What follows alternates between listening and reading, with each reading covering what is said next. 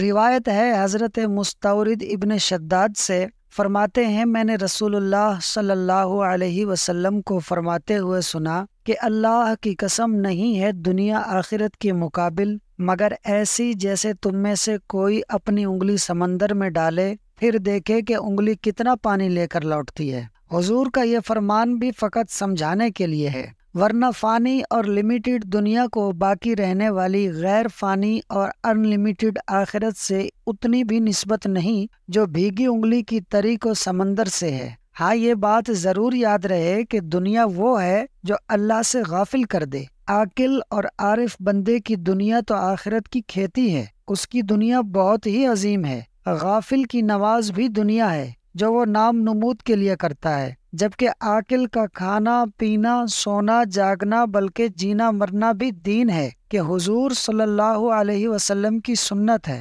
مسلمان کو چاہیے کہ وہ اس لیے کھائے پیے سوئے جاگے کہ یہ حضور صلی اللہ علیہ وسلم کی سنتیں ہیں۔ دنیا کی زندگی، دنیا میں زندگی اور دنیا کے لیے زندگی میں بڑا فرق ہے۔ جو زندگی دنیا میں ہو مگر آخرت کے لیے ہو، دنیا کے لیے نہ ہو، وہ مبارک زندگی ہے۔ مولانا فرماتے ہیں کشتی دریا میں رہے تو نجات ہے، اور اگر دریا کشتی میں آ جاوے تو ہلاک ہے۔ مومن کا دل مال و اولاد میں رہنا چاہیے، مگر دل میں اللہ و رسول کے سوا کچھ اور نہ ہونا ضروری ہے۔ اللہ پاک ہمیں آخرت کی تیاری کرنے والی زندگی نصیب فرمائے، آمین۔ دوستو، ویڈیو اچھی لگی ہو تو فاز سنو یوٹیوب چینل کو سبسکرائب کر لیں۔